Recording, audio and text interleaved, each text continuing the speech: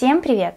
Кто меня не знает, меня зовут Алена, и многие, кто следят за моей страницей в Инстаграм, уже давно видели, что я делала мешочки с лавандой, как их называют, саше. Это такие мешочки, в которые насыпают разнообразные травы, и они придают уют вашему дому и также очень ароматно пахнут, тем более если мешочек немножко помять.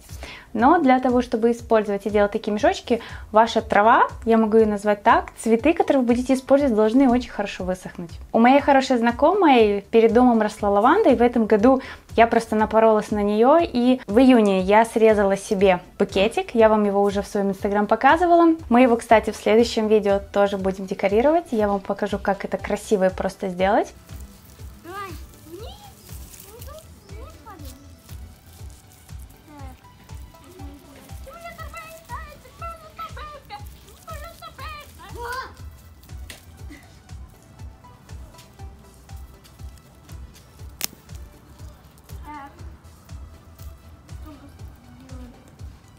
Ну и как-то зашла к ней, и она ее как раз срезала. Многие, кто выращивает лаванду, знают, что лаванда обычно после того, как отцветет, ее нужно срезать. И знаете, мне стало жалко, что она ее будет выкидывать, поэтому я оборвала все цветочки, после чего их нужно нам хорошо высушить. Иначе у нас будет плесень, и весь наш труд будет испорчен. Поэтому я оборвала все цветочки и, придя домой, высыпала их в большую коробку, и, наверное, неделю они у меня стояли на свежем воздухе и сушились. Ну а сейчас я вам покажу, как делала свои мешочки я. Мне хотелось свои мешочки сделать с вышивкой, поэтому я подобрала нужные мне оттенки ниток. Кстати, я даже не знаю, что за фирма ниток, купила в первом попавшемся магазине просто те оттенки, которые мне нравились. И канва. Канву брала не белую, а вот такого красивого бежевого натурального цвета. Очень мне нравится такая канва в работе, и смотрится, мне кажется, очень интересно. Для начала я вырезала вот такие прямоугольники. Они у меня получились по размеру 16 на 12, 12,5. Где-то вот так приблизительно был размер, потому что вырезала на глаз даже без линейки. Обтянула пяльцы тканью и вышивала.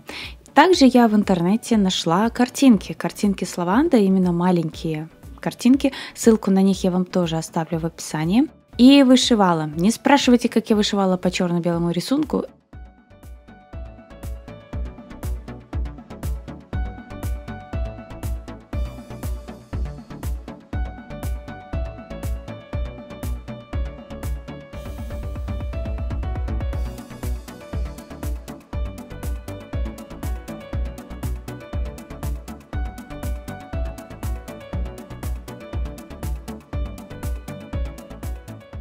Подобрав все картинки, я приступила к вышивке.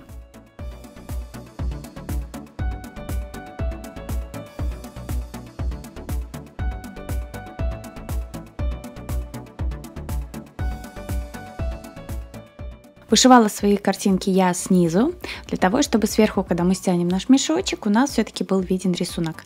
Вот таким образом у меня получались картинки. Также можно в работе использовать бисер, тоже очень здорово смотрится. Я сделала 8 таких мешочков, и на вышивку я потратила 3 дня. Это было самое долгое, а остальное все делается намного проще. Вот так смотрится с бисером, очень интересно.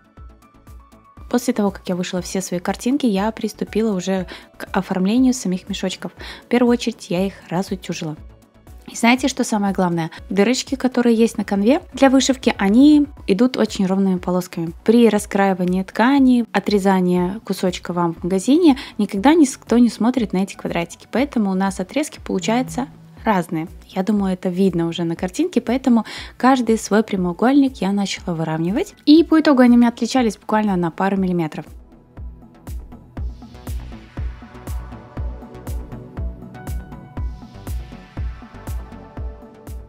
Теперь подбираем обратную сторону наших мешочков. У меня была вот такая ткань в полосочку.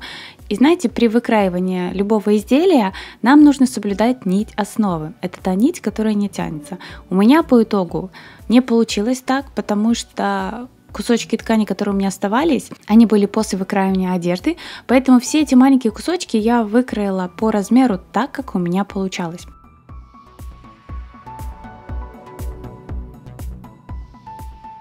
Вырезали, складываем лицевыми сторонами вовнутрь, и я скалываю булавкой одну сторону.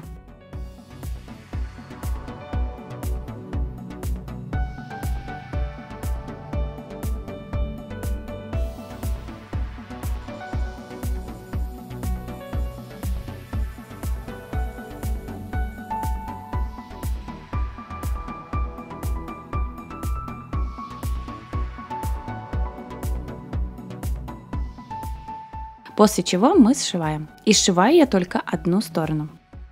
Да, можно пойти по легкому пути, сначала сшить все стороны, сделав сам мешочек, а потом обработать край. Я делаю немножко по-другому.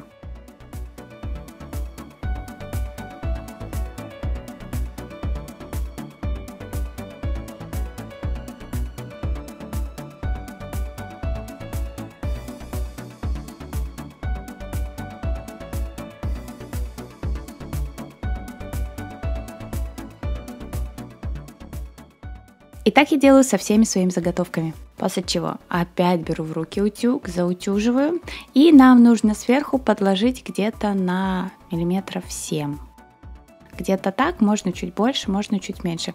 Так как у меня ткань не сильно типается, не буду я сверху подкладывать 2 раза, не буду обметывать, я просто заутюжила и прокладываю строчку. Если же у вас ткань очень сильно типается, конечно, лучше завернуть край в 2 раза.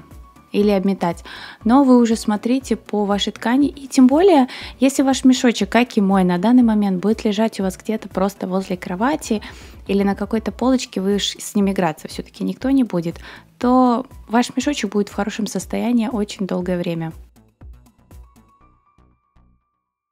После того, как прошили, я складываю мешочек опять лицевой стороной вовнутрь. У нас должно получиться вот так.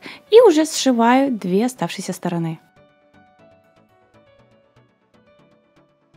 Обязательно делайте закрепки, чтобы у вас ничего не развалилось. Да, если у вас нету швейной машины, все это можно делать вручную.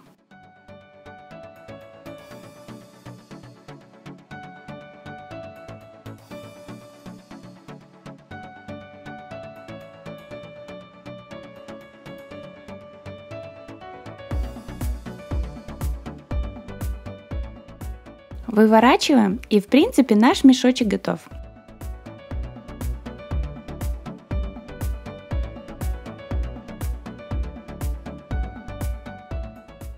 Вот так выглядят все мои мешочки. Я сделала, кстати, везде картинки разные. И, как вы видите, где-то добавляла бисер, а где-то нет. Теперь наполняем лавандой. Как я говорила, лаванда должна быть у вас сухая, чтобы у вас не пошла нигде плесень. Наполняю свой мешочек лавандой, завязываю рафией. Мне кажется, рафия очень здорово сюда вписалась. И так я буду делать со всеми своими оставшимися мешочками. Но вы же можете свои мешочки оформить совершенно по-другому, завязать свои мешочки как атласной лентой или вообще сверху шить и сделать их квадратными.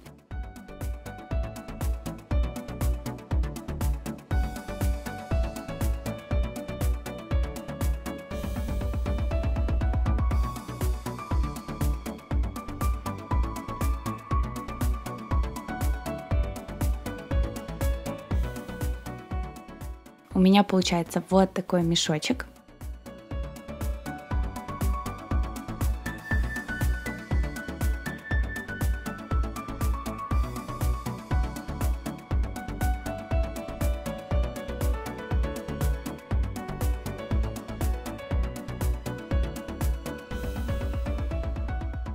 В этот момент, когда я наполняла и работала вообще с лавандой, мне на самом деле очень сильно хотелось спать, потому что лаванда, наверное, очень хорошо усыпляет. Поэтому мой мешочек на данный момент лежит возле моей кровати. Также один мешочек я положила возле кровати своей дочки. А если его перед сном или днем где-то чуть-чуть, совсем чуть-чуть помять, у вас будет стоять аромат на всю комнату.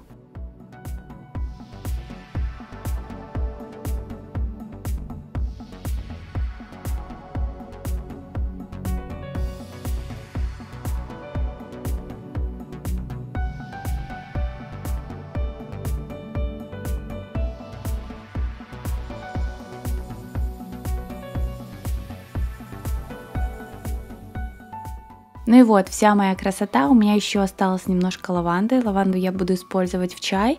И, возможно, еще доделаю пару мешочков, потому что на всех у меня их просто не хватило. Ну а если вам понравилось видео, ставьте лайк, подписывайтесь на мой канал. Также не забывайте нажимать на колокольчик, чтобы не пропускать мои следующие видео. И до новых встреч. Пока-пока!